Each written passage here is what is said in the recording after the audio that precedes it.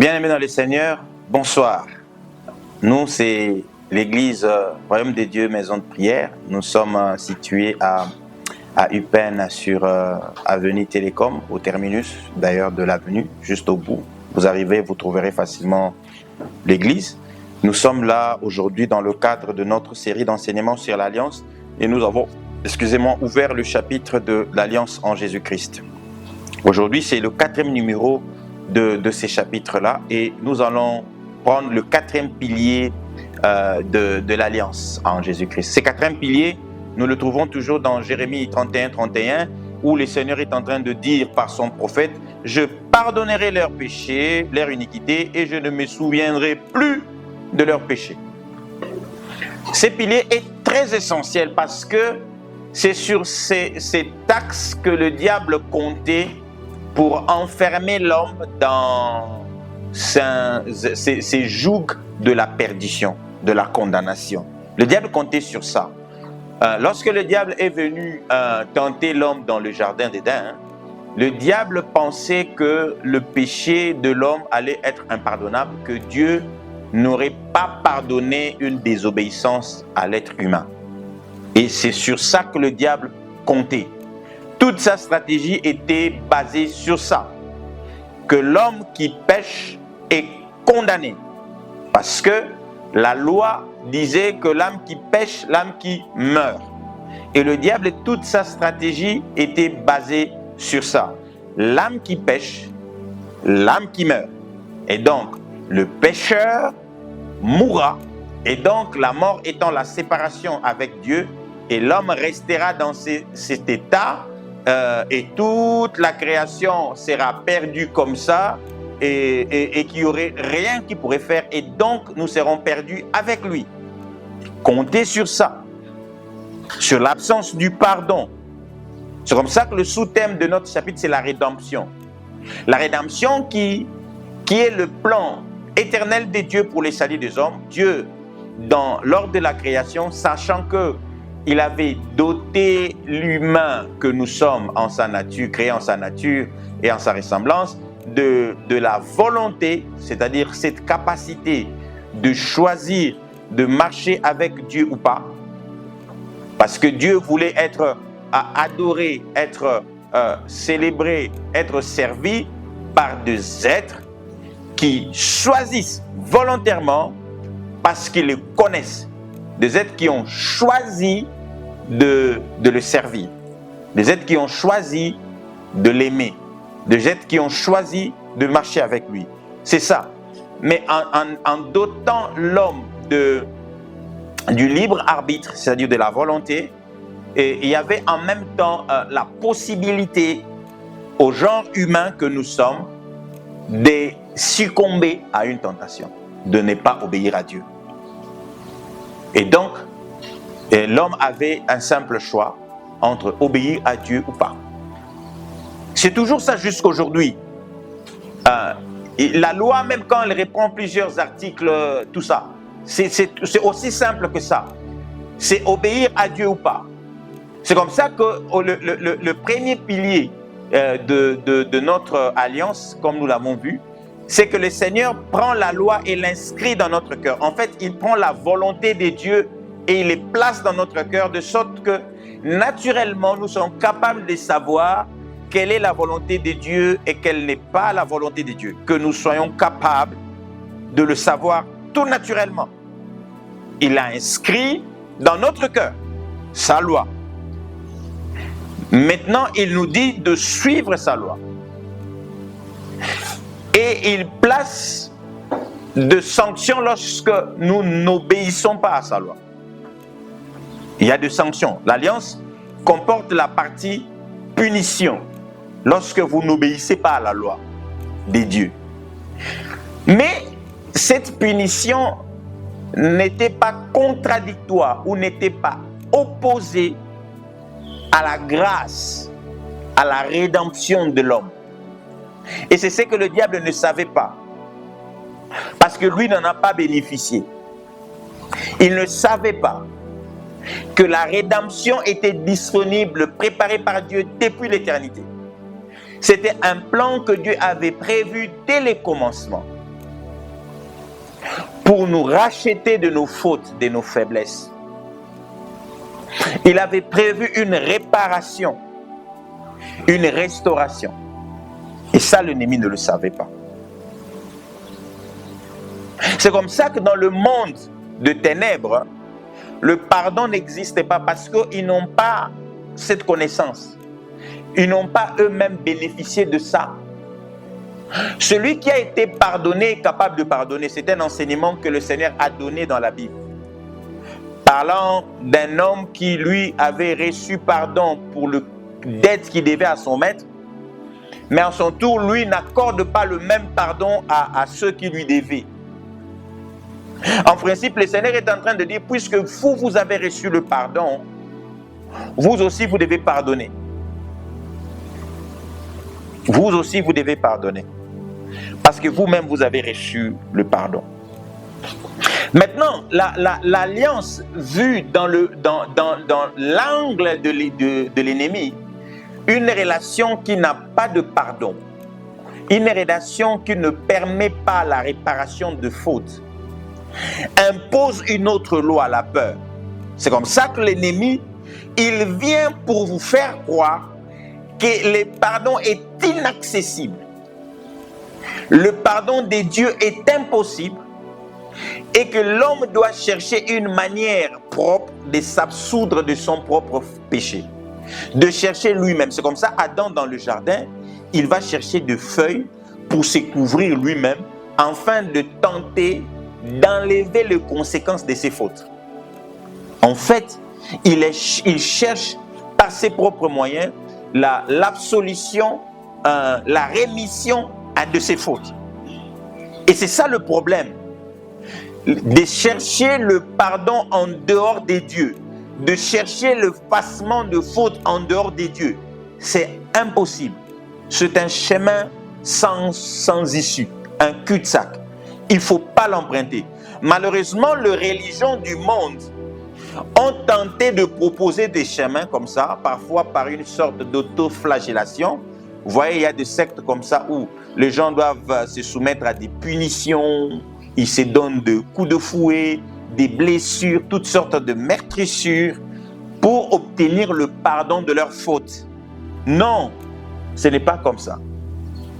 Ici, dans la foi chrétienne, ce que Dieu est en train de nous dire, c'est que le pardon du péché nous est accordé. Ce n'est pas nous qui nous fabriquons notre pardon. Ce pardon nous est accordé, il nous suffit juste de le recevoir, de l'accepter. C'est comme ça, il dit, je pardonnerai leurs péchés et je ne me souviendrai point de leurs fautes. Je pardonnerai leur iniquité et je ne me souviendrai point de leurs péchés. Vous voyez? La foi, ce savoir, l'alliance, c'est-à-dire la foi dans l'alliance en Christ, c'est de savoir que nos péchés, partant du péché de notre père Adam, a été effacé, remis par l'œuvre de la croix en Jésus-Christ, qui a déclaré que par son sang, nous avons la rémission de nos péchés. Nous allons parler du sang dans le chapitre suivant. Et le Seigneur annonce ça dans Jérémie. Il dit, quand je viendrai pour pardonner leurs péchés. Et nous allons voir tout à l'heure là, que cela veut dire pardonner le péché. Que cela veut dire pardonner le péché. Plusieurs faux docteurs existent et ils ont même infiltré la foi chrétienne et qui parfois imposent toutes sortes de fardeaux, d'offrandes de pardon de péché aux chrétiens. Un jour, j'ai été choqué d'apprendre qu'il y en a qui demandent aux chrétiens de l'argent pour voir leurs péchés être pardonnés. C'est des scandales. C'est des scandales.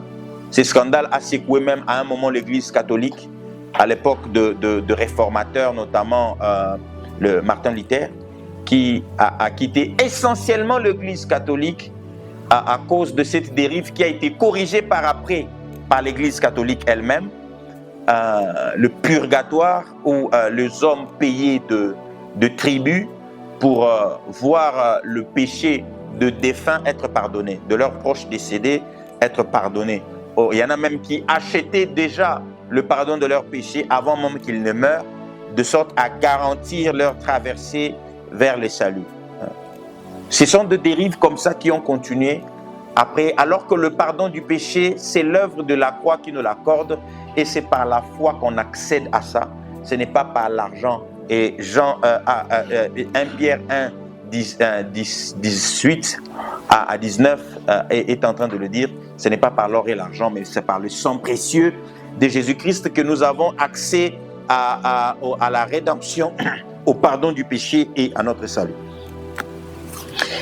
Pour bien asseoir ces messages, nous allons aussi lire dans le livre de Genèse. Genèse, nous sommes dans le chapitre 50. Nous allons commencer à partir du verset 15e. À partir du verset 15e.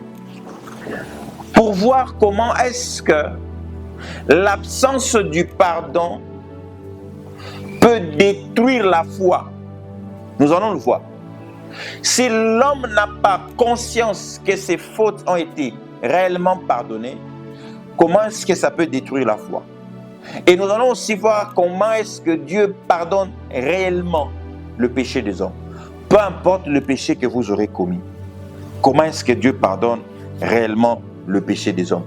Et comment est-ce que le pardon sort l'homme d'une vie spirituelle des peurs? Parce qu'il y en a beaucoup qui vivent dans une forme de peur spirituelle qui ne permet pas à la foi de se développer dans la vie de ces gens. Nous allons lire le livre de Genèse, et tout à l'heure là, comme j'ai annoncé, du 15e au 21e verset. Je lis la parole du Seigneur. Quand le frère de Joseph virent que leur père était mort, ils dirent: si Joseph nous prenait en haine et nous rendait tout le mal que nous lui avons fait. Et ils firent dire à Joseph: ton père a donné cet ordre avant de mourir.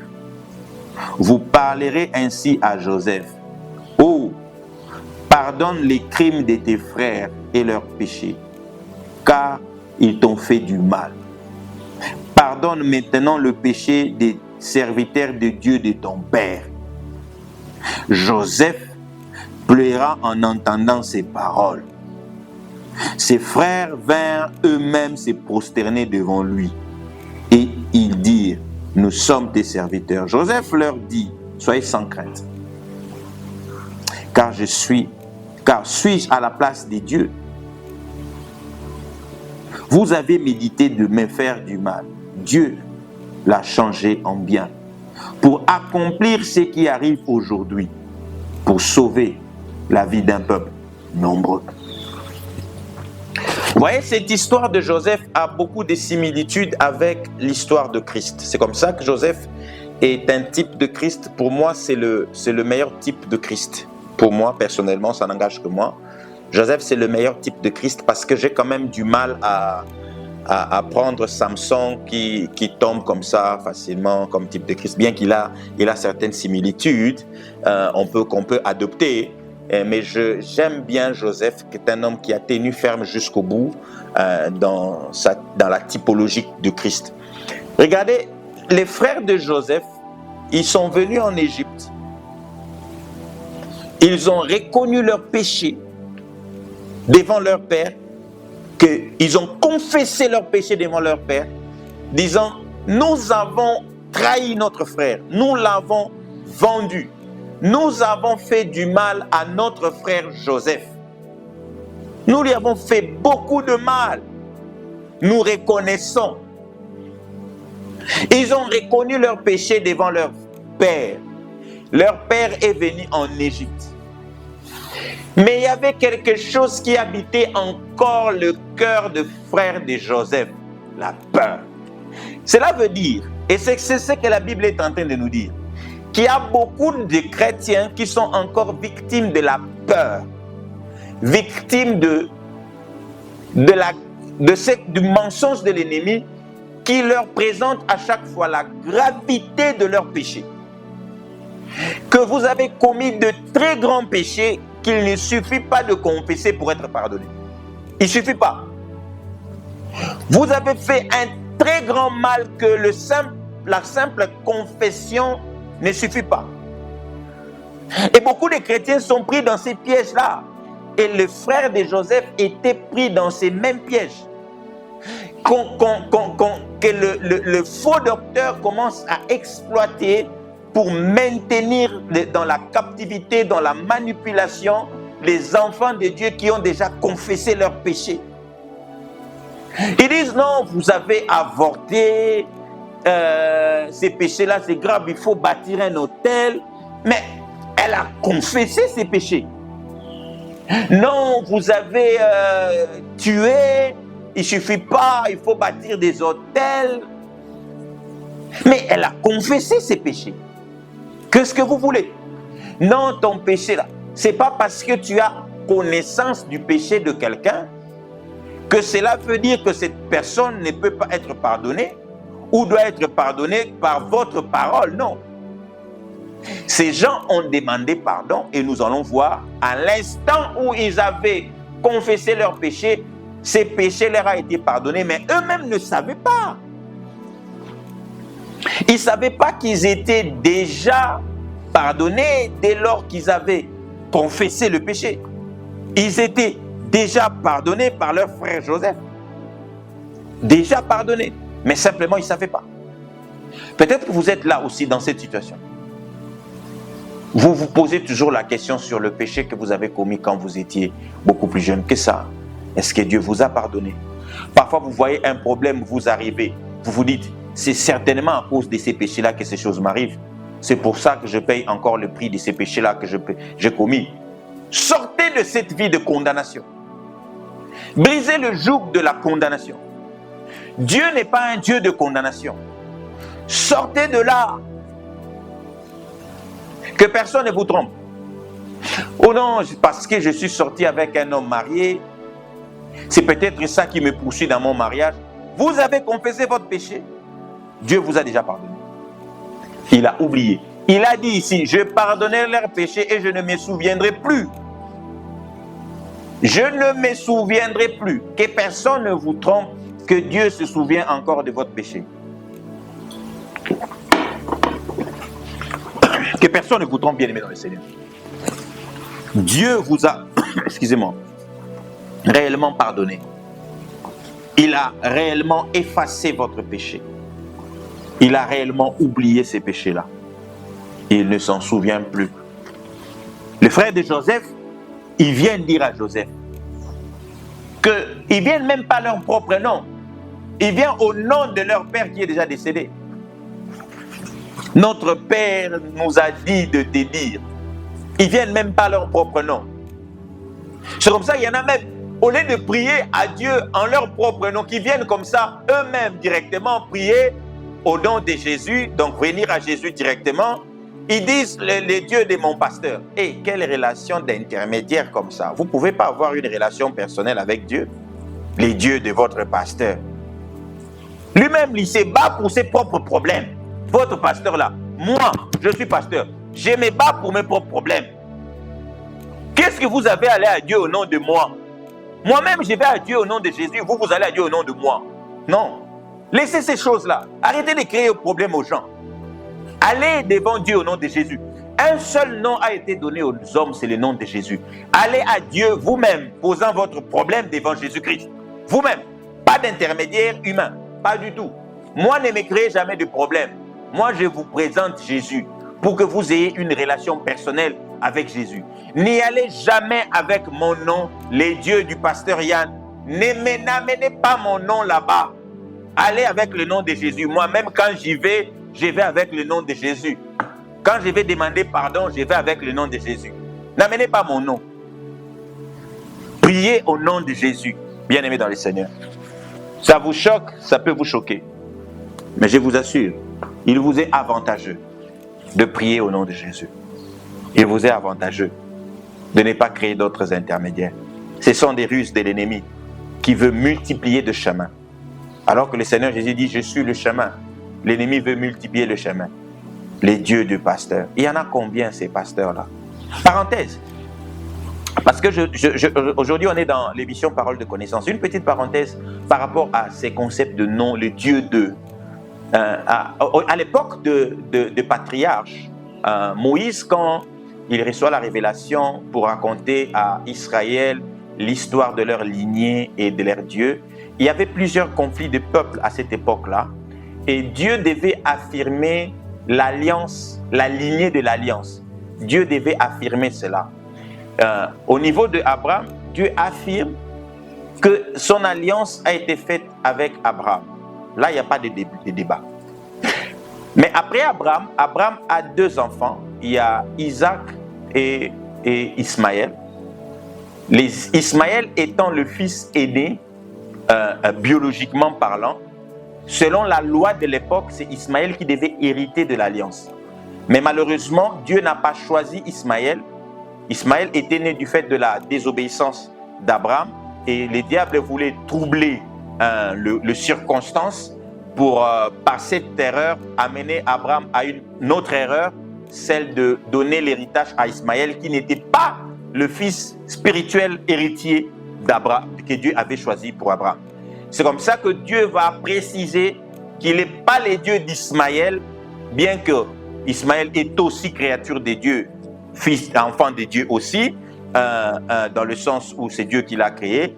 Mais Dieu a précisé qu'il est le Dieu d'Isaac, pour terminer le débat sur la lignée de l'héritage.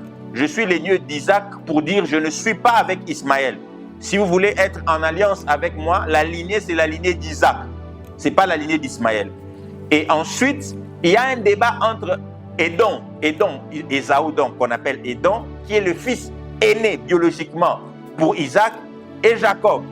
Et les Édomites qui étaient en conflit avec les Israélites, ils ont même refusé à Israël de passer par leur terre lorsqu'Israël est sorti d'Égypte, parce que pour les Édomites, Israël a volé l'alliance qui était la leur.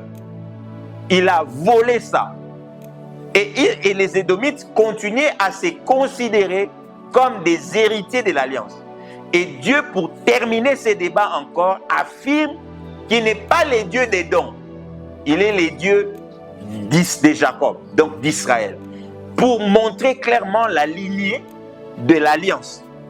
Et c'est pour ça qu'on utilise, pour ces trois patriarches seulement, Dieu ne dit pas qu'il est le Dieu de Noé parce qu'il n'y a pas de débat après, il n'y a pas de conflit après, la lignée de Seth n'avait pas de conflit après, c'est au niveau d'Abraham qu'il y a eu de conflit. C'est comme ça que le Seigneur a précisé ces choses-là, pour établir la lignée et savoir que le peuple hébreu, c'était le peuple de l'Alliance qui devait maintenant permettre à toute l'humanité de connaître qui est le Dieu qui a créé toutes choses et que nous devions servir. C'était la parenthèse que nous fermons rapidement. Et nous rentrons à notre sujet par rapport à la rédemption, le pardon de péché. Nous venons de voir le frère de Joseph qui annonce à Joseph que nous avons peur de toi. En fait, c'est ce qu'ils disent à Joseph. Nous avons peur de toi. Peur de ce que tu te venges de nous, de ce que tu te souviennes de notre péché que nous avons commis il y a longtemps et que tu nous détruises parce que le bouclier humain qui était entre nous et toi est parti. Parce qu'il y a encore des hommes qui servent Dieu avec un bouclier humain. Comme je disais tout à l'heure là, les pasteurs ne doivent pas être le tampon humain entre vous et Dieu. Vous deviez entretenir une relation directe avec Dieu et vous saurez que Dieu vous aime. Comme il a aimé votre père spirituel, votre pasteur, votre père biologique, comme il a aimé. Et vous devez entretenir une relation directe avec lui. Et c'est ce qui va faire pleurer Joseph. Joseph va pleurer. Il pleure, il dit, mais comment pouvez-vous penser que je ne vous ai jamais pardonné? Joseph avait en lui l'esprit de Dieu qui ne pouvait pas permettre la rancune. Parce que le but de Joseph, c'était de sauver non seulement ses frères, mais un peuple beaucoup plus grand. Joseph avait donc une vision de la rédemption. Il avait une vision du salut. Il n'avait pas une vision de conflit, une vision d'intérêt personnel. Joseph visait les saluts d'un plus grand nombre. Les saluts d'un grand peuple. Que l'esprit, que le cœur qui était en Joseph soit votre cœur. Que vous ne pensiez pas à vos intérêts personnels, à la vengeance, à votre propre positionnement, à la destruction des autres. Que le pouvoir ne vous serve pas à détruire les autres. Vous, chrétiens qui êtes haut placés, n'utilisez pas votre position pour détruire les autres. Utilisez votre position pour aider un plus grand nombre, pour sauver un plus grand peuple. C'est pour ça que Dieu vous a placé là. Il vous a placé dans le gouvernement. Il vous a placé à la tête d'une église. N'utilisez pas cette position pour détruire des vies. Abuser des sœurs de l'église. Abuser des enfants. N'utilisez pas cette position pour détruire les familles, pour profiter de veuves, pour profiter de la richesse des membres. N'utilisez pas cette position. Utilisez votre position pour sauver un plus grand nombre. C'est ce que Joseph a fait. Il a dit, ce que Dieu a fait. Il a pris même le mal que vous avez fait pour le changer en bien. Parfois, il y a de mal que les hommes nous ont fait à nous. Mais c'était pour que Dieu nous façonne. Que Dieu nous amène à une autre dimension. Si un mal a permis à ce que tu sois meilleur que ce que tu n'étais avant, c'est que Dieu a changé ces mal en bien.